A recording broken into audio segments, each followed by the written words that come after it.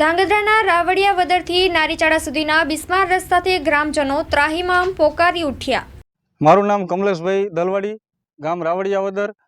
આથી જણાવવાનું કે રાવડિયાવદરથી નારીચાણાનો રોડ એટલો બધો ખરાબ થઈ ગયો છે અને આ રસ્તો રિપેરિંગ કરવા માટે સરકારને વિનંતી છે અને ધારાસભ્યને પણ આ બાબતે થોડુંક જોવું જરૂરી છે, કારણ કે અમારા ગામના રહીશો બધાય નારીચાણા અવારનવાર દાદાના મંદિરે જતા હોય અને ધાંગધ્રાની મોટા ભાગની ખરીદી છે અને આ રસ્તાની સાઈડો પણ એટલી બધી ખરાબ થઈ ગઈ છે। તો આ બાબતે થોડુંક જોવું અને ખાસ વાત કે નારીચાણા અને રાવડિયાવદર વચ્ચે નાના નાના 3 પુલ છે।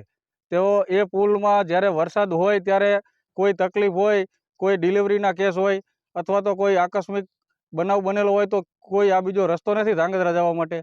તો આ રસ્તો ખરેખર બનાવવાની જરૂર છે અને પુલ પણ બનાવવાની જરૂર છે। આ બાબતે સરકારશ્રીને વિનંતી અને ધારાસભ્યશ્રીને પણ વિનંતી કે કંઈક નમતું જોવે। જય હિન્દ, જય ભારત। નાગજીભાઈ જીવાભાઈ રબારી, ગામ રાવડિયાવદર। આજથી જણાવવાનું થાય છે કે આપણે ધારાસભ્ય સાહેબને અને સરકારને કે આ રસ્તો અમારે નારીચાણા રાવડિયાવદરનો ભયંકર ખરાબ છે। મોટી મોટી સાઈડોમાં ખાડા છે, વારંવાર એક્સિડન્ટ થાય છે, ચોમાસામાં તકલીફ પડે છે। તો આ વારંવાર જણાવવાનું થાય છે કે સાહેબ આટલી મંજૂરી અમને લેવડાવો। વારંવાર રજૂઆત કરી છતાં કોઈ હજી ધ્યાનમાં લીધું નથી, તો આટલું કંઈક કરો।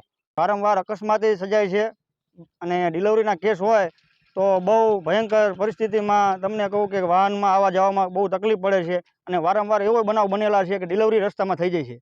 તો સરકાર સાહેબને એટલી વિનંતી કે આ કંઈક રોડનું નજરમાં લે।